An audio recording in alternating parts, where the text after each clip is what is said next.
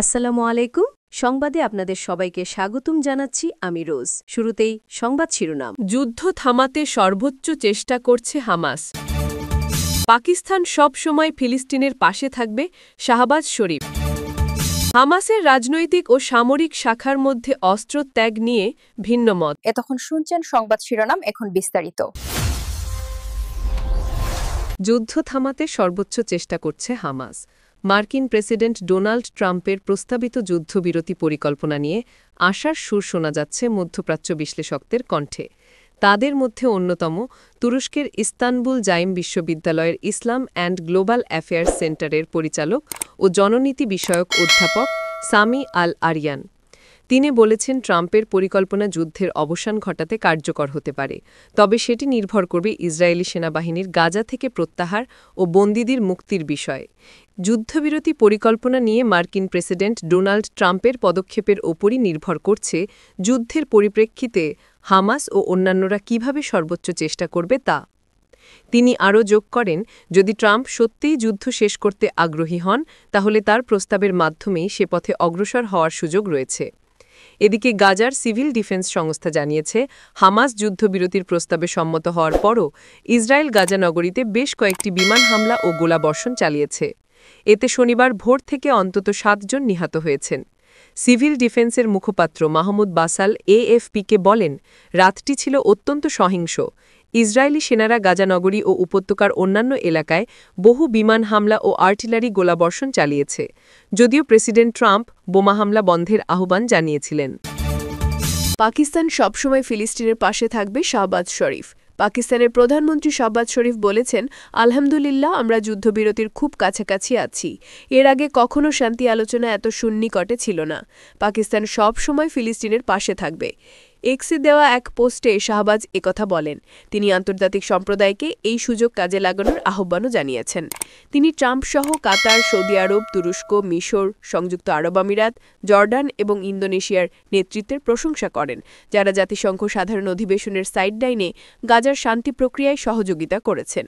তিনি বলেন, গাজায় ইসরায়েলের যুদ্ধ বন্ধে এবং শান্তি প্রতিষ্ঠায় ট্রাম্পের 20 দফা প্রস্তাবে হামাসের সম্মতি শান্তির দুয়ার খুলে দিয়েছে। পাক প্রধানমন্ত্রী আরও বলেন, হামাসের ঘোষণায় শান্তি ও যুদ্ধবিরতির জন্য একটি সুযোগ তৈরি হয়েছে, যা হাতছাড়া করা উচিত নয়। পাকিস্তান সমস্ত ভ্রাতৃপ্রতিম দেশ ও অংশীদারদের সঙ্গে কাজ চালিয়ে যাবে। এর আগে পাকিস্তানের পররাষ্ট্র মন্ত্রণালয়ও হামাসের সম্মতিকে স্বাগত জানিয়ে বলেছে, এটি অবিলম্বে যুদ্ধবিরতি, গাজার নিরীহ ফিলিস্তিনিদের রক্তপাত বন্ধ, বন্দীদের মুক্তি এবং মানবিক সহায়তা নিশ্চিত করার একটি গুরুত্বপূর্ণ সুযোগ। ইসরায়েলের প্রধানমন্ত্রী বেনিয়ামিন নেতানিয়াহুর অফিস জানিয়েছে, হামাসের প্রতিক্রিয়ার পর ইসরায়েল ট্রাম্পের গাজার পরিকল্পনার প্রথম ধাপ অনুযায়ী বন্দীদের মুক্তি কার্যকর করার প্রস্তুতি নিচ্ছে। গাজার বাসিন্দারা দীর্ঘযুদ্ধ শেষ হবার সম্ভাবনায় আনন্দিত ও আশাবাদী হলেও ইসরায়েল শনিবারও বোমা বর্ষণ চালিয়ে যাচ্ছে। স্থানীয় কর্মকর্তাদের তথ্য অনুযায়ী শনিবার গাজায় অন্তত 7 জন নিহত হয়েছেন। 2023 সালের 7 অক্টোবর থেকে ইসরায়েল অন্তত 66,288 ফিলিস্তিনি নিহত এবং 1,69,165 আহত করেছে।